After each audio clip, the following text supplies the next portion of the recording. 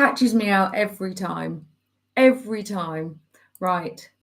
I want to check. I'm not even going to justify what I'm doing. Choose one to share. I'm learning how to use YouTube again because Facebook started penalising us for doing live videos and deleting them after a short amount of time. So I thought, no, I can't be doing with that. I might as well not bother using it at all and do them here. And not lose my content. So if you're just joining me, I'm learning live with you. And I think that's important because you learn that I'm not perfect.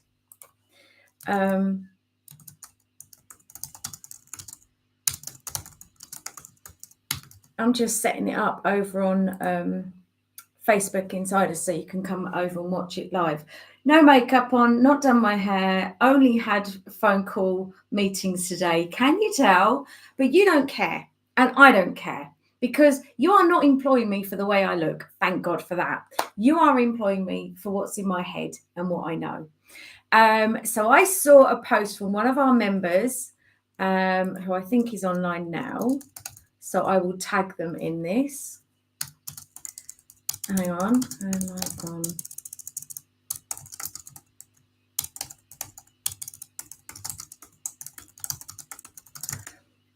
So that we may actually get someone watching live. Right. So one of our members has posted to the Insiders, our confidential community, that I've been thinking about my business and I've been talking to ChatGPT about visualizing my goals for my company.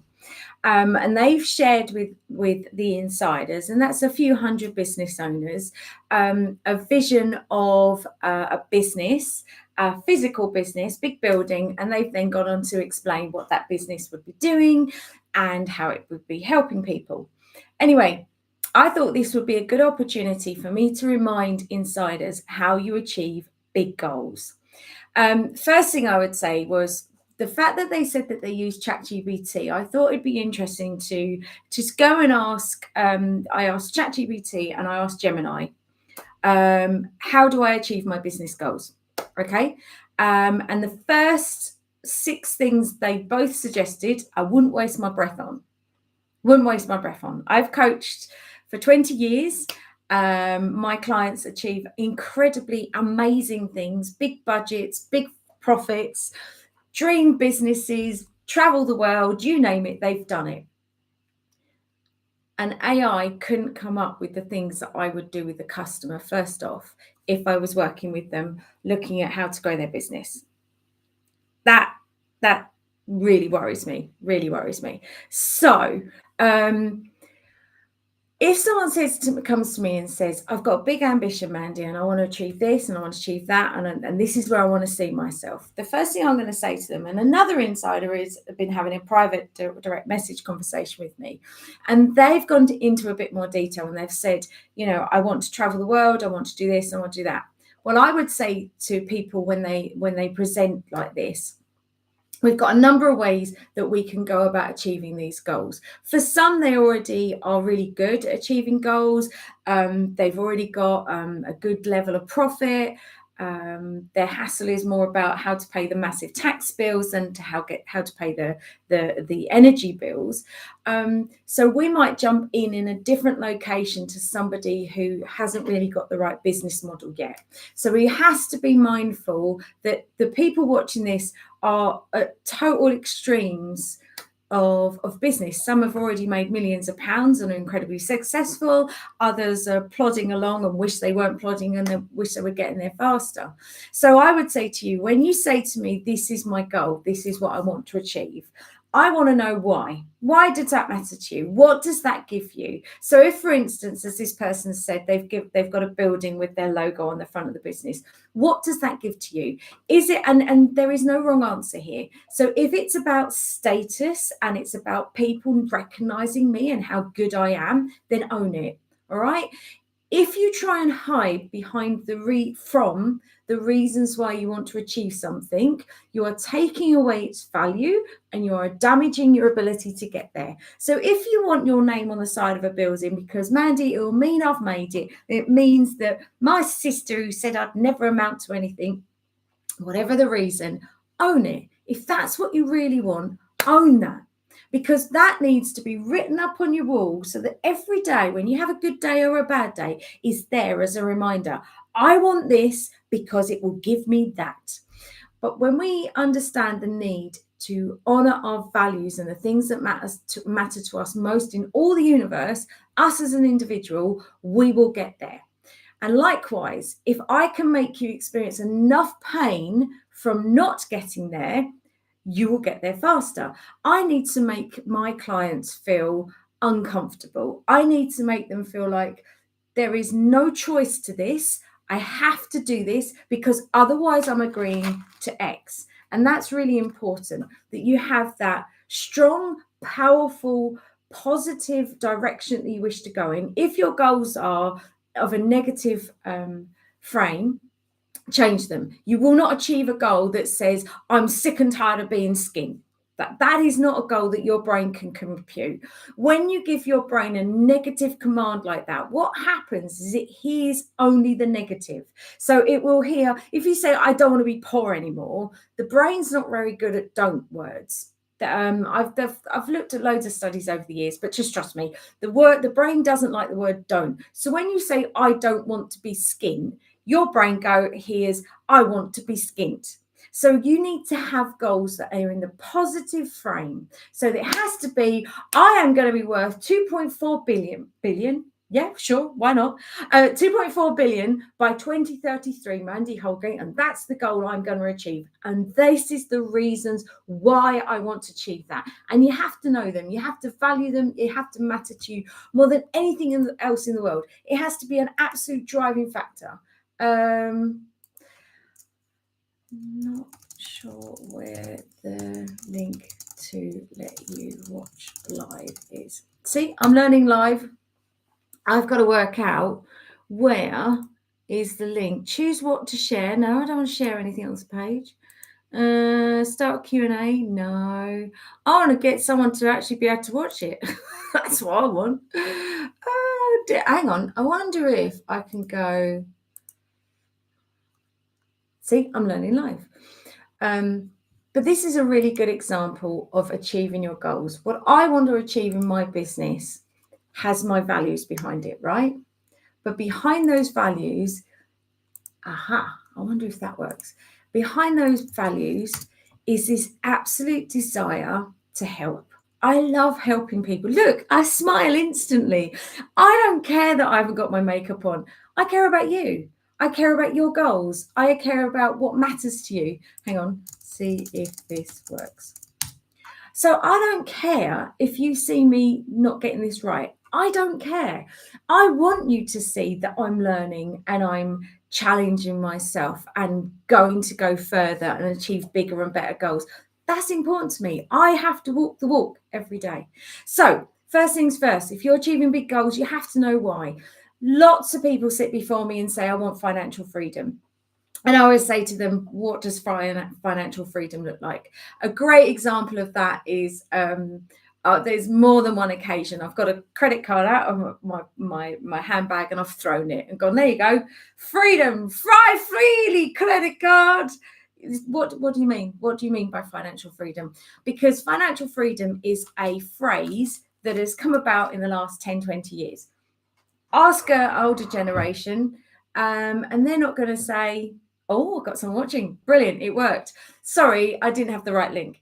So if you ask someone from 20, 30 years ago, if they want financial freedom, they'd probably say, no. In fact, I can think of a client straight off the top of my head, never use those words.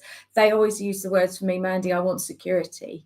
I want security. My parents never had security. I watched them struggle their whole lives. They couldn't just up sticks and go on holiday. They couldn't go out for dinner. They couldn't replace the dishwasher. I don't want that. I want security. So you have to know the reasons behind your goal. So if you're using terms like financial freedom, my alarm bells go, because I'm thinking that's an external goal. That's what someone else has told you you want. You don't want that. So when someone describes to me, this is what I want to understand why they want it. What's the reasons behind it? How does it tick off the values that matter to them most? Chris, you'll need to go back and watch the start, I'm afraid, because at the start I'm talking about AI and the dangers and how it got it horribly wrong on achieving your goals. But this will get it brilliantly right. I should be in a meeting. They've not turned up, so I'm good. I've only got 1,000,001 jobs to do. It's fine. I'd rather be helping insiders. I would, actually. I love helping insiders. If I don't get my jobs done for the day, it's probably because I've spent too much time helping insiders. But that's where I love to be. So first things first is, why do you want what you want? What's the values behind it? What does it give you? If you're talking in negatives, it's not going to get there. Some people will need a proper written plan. I don't care who you are in business. You have to have a business plan. A business plan is structured, and I've got a new course coming out. That was my big sale. No big sale with me. There's a new business planning course coming out because I see so many companies that miss vital components of a really good business plan. But before all of that, I get a big piece of paper, and I get a client to write in the middle of this piece of paper, perfect business. All of my coaching books are this size, right? And that doesn't matter who I'm working with. Whatever size company, they are this size. And across these 2 pages, we will write in the middle, perfect business, and then we'll start to write down what is a perfect business. So the insider that said about having their own premises with a logo on the side, write that on there. How many members of staff? 1 offices in the UK and New York? Where? How many staff? What products, what services, what does it do for you? Now you have to have stakeholders. So you will list, what does it do for you? What does it do for your customers? What does it do for your staff? What does it do for your family? What does it do for your friends and anyone else that matters? All people have to be listed in the perfect business plan, because otherwise what happens is you create this business model, you create this goal, but then you've forgotten, say, that you're a massive karate fan and karate is a massive part of your life. And at some stage in the future, not honouring that part of yourself will really rile you up and you'll stop achieving your goals. So it's everything that makes a perfect business. So if your perfect business means you don't work on a Thursday afternoon because you're off doing karate or Westerns reenacting, I don't know what you want to spend your time doing. If your perfect plan doesn't include all the things that matter to you, then it's not good enough. A perfect plan has to include everything that matters to you. So if you love going to the gym, put it on there. I have the space and time to go to the gym. If you love holidays, put it on there. My holiday goals was 30 or 40 days a year. That doubled in 2018. And I got up to about 74 days a year on holiday, right? But my business plan enabled me to do that. I didn't lose profit. I didn't lose customers. If anything, I came back from every holiday with more business, more customers, often free PR and radio interviews, because that's the way I set my perfect business up. Now, you go and ask ChatGPT or Gemini for any of those things, and it's not telling you that. The reason why? Because it's not a human. And it doesn't think like a human. So if you write goals that don't take into fact you're human, you've got an issue. You have to accept you are human. You have not got the chip from Elon Musk just yet. Okay? You have to own and honor your humanity. And one of the things I often see is we set up the perfect business, we get this big piece of paper and we draw out, this is what we want to achieve, this is how we want to achieve it. And then I will start to break down, right, what's the products and services. So then what we will do off the back of that, I'm going to put this on the link for it. So off the back of that, when I know your products and services, then I'm going to want to know how much money you reckon you're going to be making. And if you were fully booked, is that going to get you there? I don't think I've ever seen, no, I think I've possibly seen 1 or 2. Very few companies do I see where they've really understood their profit margins. that if they were fully booked, they wouldn't actually be satisfied.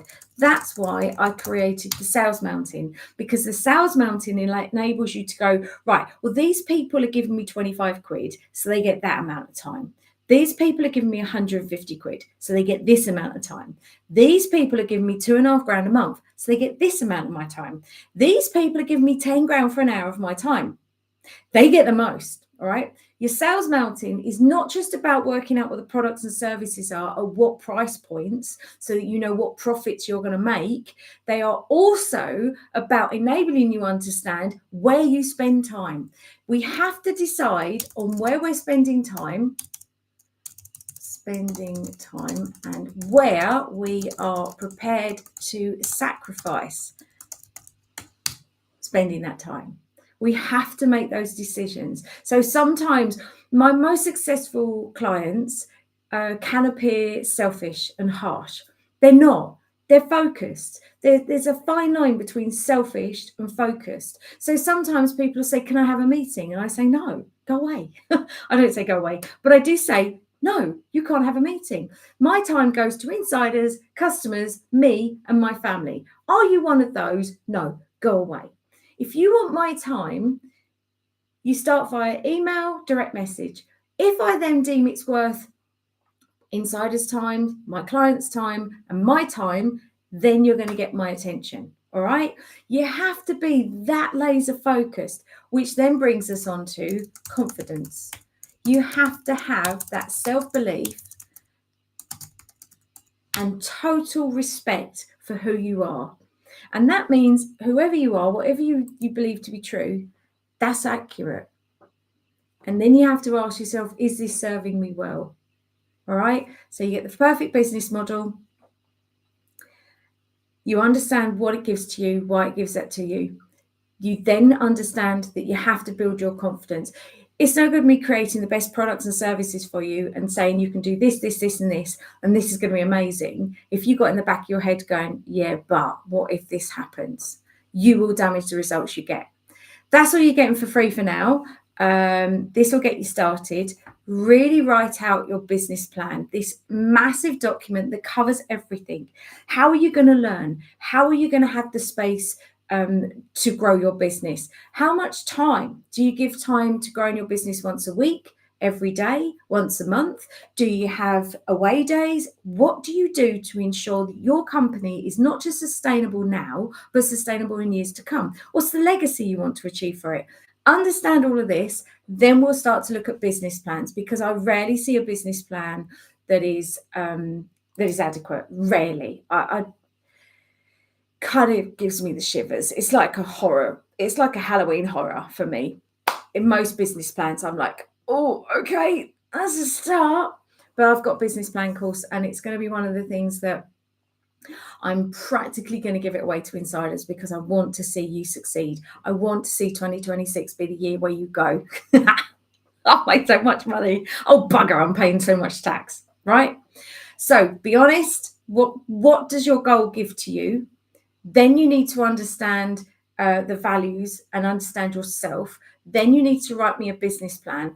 Then we'd start to work out the structure of the business plan, rewrite the goals. So they're really easy to say. The goal is to achieve X by X. Has to be time sensitive. And you can go and look up SMART goals. SMART goals is still pretty good, I would say. There's elements of it that are inadequate. But if you're working with a coach, they will fill in all those gaps. But making it time sensitive is important, because otherwise what you're doing is you're saying, I have no faith in myself. I want to achieve X amount of money by kind of like around this time. That says you have no faith in yourself.